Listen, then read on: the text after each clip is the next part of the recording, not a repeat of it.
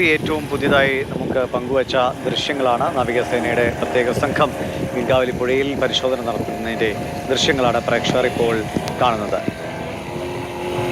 Defence PRO commander Shri Atul Pillai നമുക്കൊപ്പം telephone ലൈനിലുണ്ട്. Sir, നാവികസേനയുടെ ഏറ്റവും പുതിയ ദൃശ്യങ്ങൾ കണ്ടു.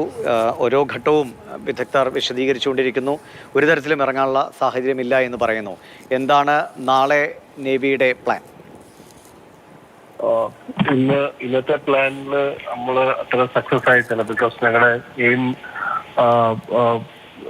ഡൈവേഴ്സ് അവിടെ എന്തായാലും ഉണ്ട്, അതിൽ ഒരു മാറ്റമില്ല. അവർ ട്രൈ ചെയ്തുകൊണ്ടിരിക്കുകയാണ്. ഇന്നും നാളെയും അതായിരിക്കും.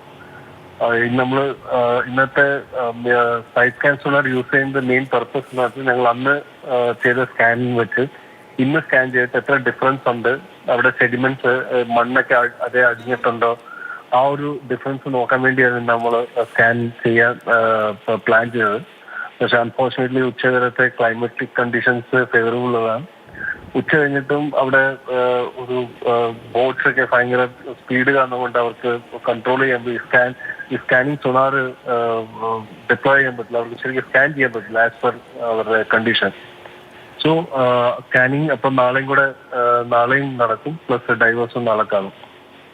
സാർ, ഇപ്പോൾ സാർ പങ്കുവച്ച ചിത്രങ്ങളിൽ 6.8 knots ആണല്ലോ സ്പീഡായി കാണിക്കുന്നത്. ഇപ്പോൾ നാളെയും ഒക്കെ നമുക്ക് ഇറങ്ങാൻ പറ്റുന്നൊരു സാഹചര്യം ഉണ്ടാകുമെന്ന് കരുതാമോ ഇപ്പോഴത്തെ അവിടുത്തെ ഒരു കാലാവസ്ഥ അനുസരിച്ച്? അത് hope is the only constant എന്ന് പറഞ്ഞാൽ ആ ഒരു ഹോപ്പിൽ നമ്മൾ വെയിറ്റ് ചെയ്യുന്നത്. പിന്നെ നാളത്തെ ഒരു കണ്ടീഷൻ നമ്മൾ ഹോപ്പ് ആ കണ്ടീഷൻ നമ്മുടെ ഫേവറബിൾ ആ കണ്ടീഷൻ ഫേവറബിൾ 2 knots അല്ലെങ്കിൽ അറ്റ്ലീസ്റ്റ് 3 to 4 knots എങ്കിലും വന്നെങ്കിൽ ട്രൈ ഡൈവേഴ്സ് ട്രൈ ചെയ്യും എന്നുള്ള ഒരു ഇതാണ് ഞങ്ങളുടെ ആസ് ഓഫ് നൗ. ഒരു ഡൈവിങ് അതൊരു 1 hour ഇതൊന്നും കിട്ടിയെങ്കിൽ ഞങ്ങൾ ഡൈവ് ചെയ്യും ആ ഒരു കണ്ടീഷനിൽ. ശരി, വളരെ നന്ദി ശ്രീ കമാൻഡർ അതുൽ പിള്ള.